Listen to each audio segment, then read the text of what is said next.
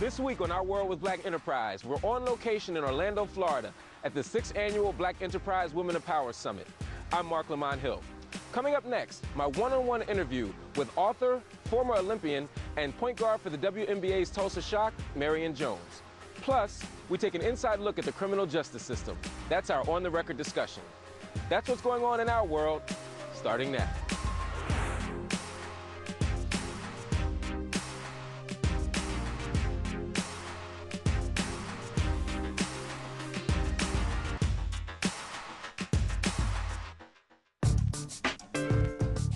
Marion Jones is on the right track.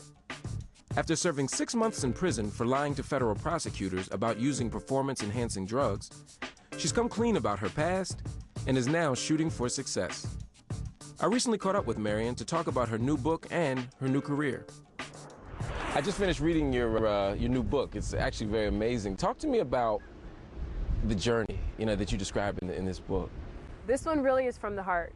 It's just about finding forgiveness. All of us go through tough times in our lives. We all make mistakes. It's how do you pick yourself up and dust yourself off and look to the next chapter in your life. No pun intended. But it's very personal. I wrote a series of letters to my husband while I was incarcerated, ranging from why I made certain choices in my life and how to correct those. Talk to me about some of these choices. When you first were asked the question in front of federal prosecutors about the substances and whether or not you knew what they were, whether you recognized them, you said no. What was going through your head at that time? What made you make that decision? All of my success was going through my head. Everything that I had worked so hard for was going through my head. And knowing that if I didn't say that particular answer, it could all be wiped away. And what I didn't realize is that it would be all wiped away and even more. And so I did what my gut told me to do, and that was to lie at that moment. And it literally was less than 10 seconds that I made the decision. And it's one of the things that I base my message that I share with a lot of young people today, and that is, before you make critical decisions in your life, it's really important that you take a break.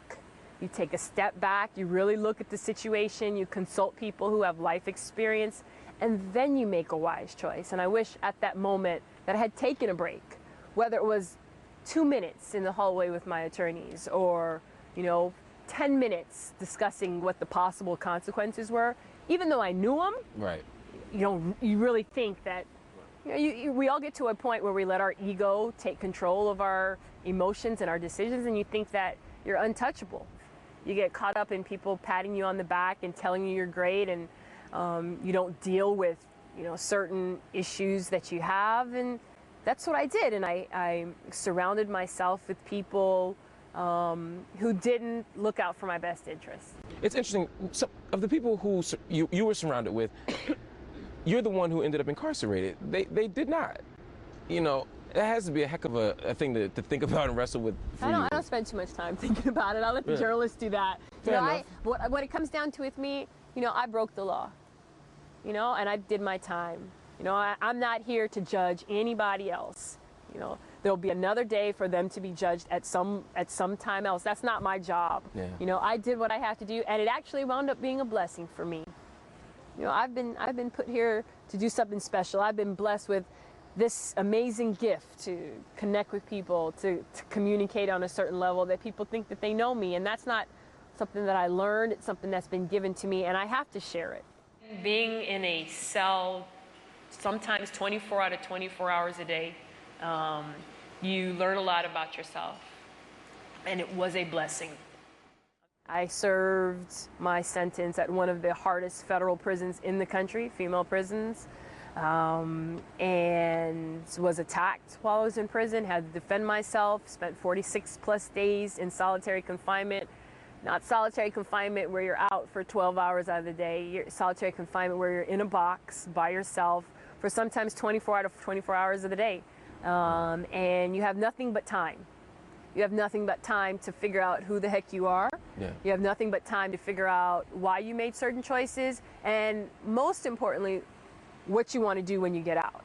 Like, did I want to just disappear from the public eye? Or did I want to make that negative situation a positive? Right. And although it has been difficult to have to talk about my mistakes over and over again, or to relive certain tough times in my life, it's been more than worth it, because I see people are being blessed by hearing my story. And so I'm glad I made the decision not to just disappear. And I'm even more so glad that I decided to play basketball, because it has given me a much bigger stage to share my story. Sure, I love the challenge of playing again at 35 years old. Let's talk about 3 that. kids. You are a 34-year-old Don't say rookie. it like... I was gonna say rookie. Okay. No, I was impressed. I'm impressed. Yeah. You know, I can barely get up the steps at 32. You know, you're a 34-year-old rookie in the league, running around with 21-year-olds, and you're holding your own. I mean, but what was it like to be a rookie again? What was it like to be, you know, the new fish? It was very humbling. It showed me that I could play with these ladies, but I have a lot of work to do. Did they treat you like a rookie? They did. I was hazed. Were you carrying bags and? I did all that, because all these ladies have been through it. You know, they have achieved certain successes in the sport of basketball that I haven't yet. But I think I gained a lot of respect, one, by going through with the hazing, and two, nobody's gonna outwork me. That's for sure. That's hands down. And once the ladies realized that I didn't want anything handed to me, I was willing to work. I worked to get in the league, and I'm willing to work to be a success in the league. And once they saw that, I gained their respect. Please welcome Marion Jones. Skyline! One of the ways that you give back now is through the Take a Break Foundation. Talk to us a little bit about what that is. Well, the message of Take a Break is something that's very close to my heart. While I was incarcerated, and I made the choice while I was in there that I wasn't going to disappear, that I was going to be back in the public eye, and that I was going to be giving back. And I wondered, well, how can I share my story and my experience with young people, older people alike, on how to make better decisions? And I went through all the different scenarios, and then it came back to that moment that I wish I had slowed down. I wish I had taken a break. You know, taking a moment to really think about the consequences of what you say or of your actions, and that's how it came about. And the positive response that I've gotten, received from the young people and the parents alike, is enough for me to keep it going. I was so mad at you. And my daughter, you know, she had her pictures all over the wall, and the day I had to tell her, it just broke my heart. And she pulled the picture off the wall, and I didn't know what to say. I said, you know, people make mistakes, but I was so mad at you. And I'm so happy to see you today. It's just really fills my heart. The fact that you get up here and you put yourself out there and you're real, and we can feel your pain. I'm sitting here crying. And 50 years from now, when you finally retire from the WNBA, the kids are out of the house, everything's done, how do you want people to remember Marion Jones? Oh, well, I look forward to that day when I can just sit on my porch in my white rocking chair with my freshly squeezed lemonade. You are never going to do that. I want to say it right now, you are never going to just be sitting on a rocking chair. You'll be in an 80 and under basketball league or something. But no, I think I just want people to remember that I was an individual who's been blessed with amazing gifts, from physical, like I said, the ability to communicate, connect with people, but a person who made bad choices, but at some point figured it all out and figured that I'm here for a reason, and that's to give back. You know, I don't want people to remember me for Marion Jones, the great athlete who made bad choices. And no, that doesn't stand up over the test of time, really. You know, people remember folks who made positive contributions to our world, and that's how I hope I'm remembered. Up next, we're back in studio for a look at racial disparities in the American prison system.